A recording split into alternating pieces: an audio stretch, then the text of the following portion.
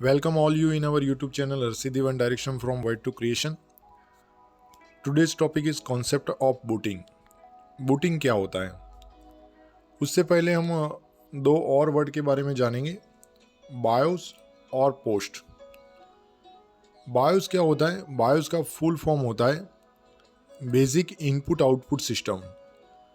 ये जो basic input output जो सिस्टम होता है वो अपने मदरबोर्ड से कनेक्टेड होता है और वो जो इंस्ट्रक्शन होती है वो इंस्ट्रक्शन को सीपीयू तक पहुंचाता है और उसको एग्जीक्यूट भी करवाता है। इसके लिए कुछ टेस्टिस होते हैं जो बायोस कंडक्ट करवाता है पोस्ट से। पोस्ट क्या होता है? पोस्ट का फुल फॉर्म होता है power on self test.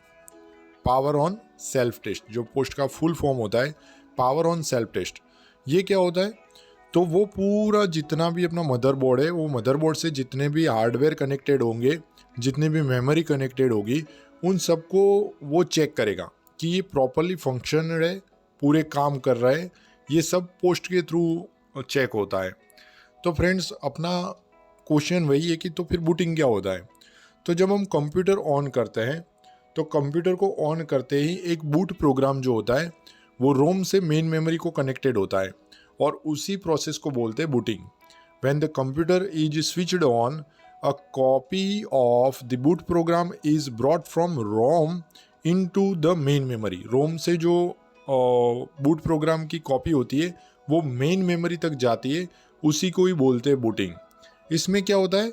CPU जो होता है वो सबसे पहले रन करता है और जो इंस्ट्रक्शन होता है वो इंस्ट्रक्शन बायोस को ट्रांसफ़र करता है। बायोस के बारे में अभी बताया, बेसिक इनपुट आउटपुट सिस्टम। जो सीपीयू होता है वो इंस्ट्रक्शन को बायोस की ओर भेजता है और बायोस जो है वो एग्जीक्यूटिंग का काम करता है और बायोस जो है वो एक टेस्ट कंडक्ट करता है, series of self diagnostic test, जिसको हम बोलते हैं POST, power on self test.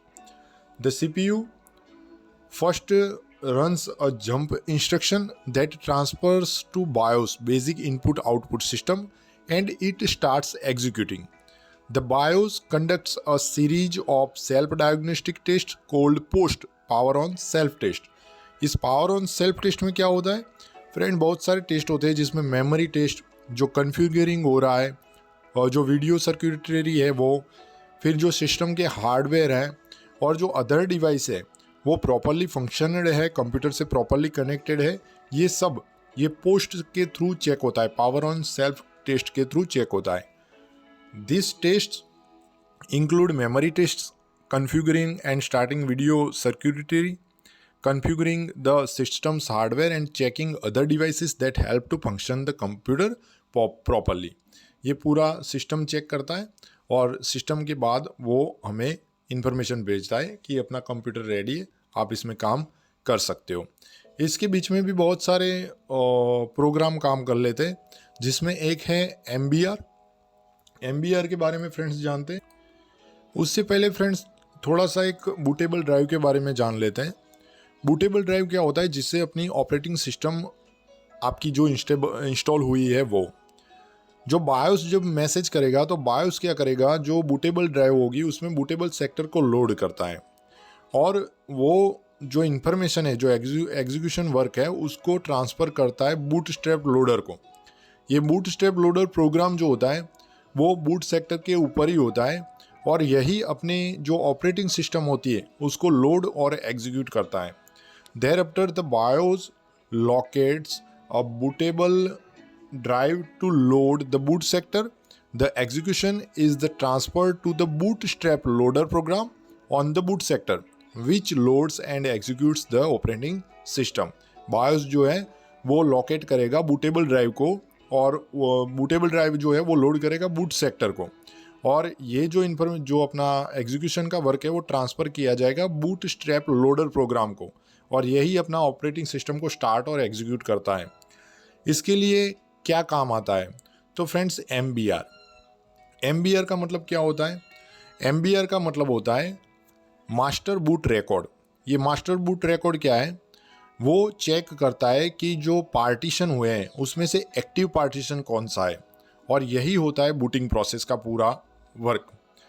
If the boot sector is on the hard drive, अगर हार्ड ड्राइव पर बूट सेक्टर है तो फिर जो मास्टर बूट रिकॉर्ड होता है MBR, वो चेक करेगा पार्टीशन टेबल को और एक्टिव पार्टीशन को.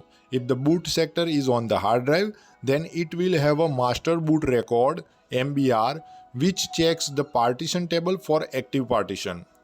अगर हमें एक्टिव पार्टीशन मिल जाता है, इफ फाउंड, जो MBR होता है वो पार्टीशन बूट सेक्टर को लोड करता है और एग्जीक्यूट करना शुरू कर देता है. ये जो बूटिंग प्रोसेस है उसमें MBR जो है वो याद रखिएगा, MBR जो है वो यही काम करेगा कि जो पार्टीशन का जो काम है, जो पार्टीशन हुआ है उसमें से एक्टिव पार्टीशन है कि नहीं है. अगर एक्टिव पार्टीशन मिल जाएगा तो जो बूट सेक्टर होगा वो एग्जीक्यूशन का काम शुरू कर देगा. अब यहाँ पर बूटिंग प्रोसेस के बारे में आप जानने वाले हैं.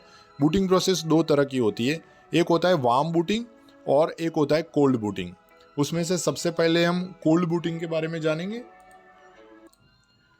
फ्रेंड्स, कोल्ड बूटिंग क्या होता है?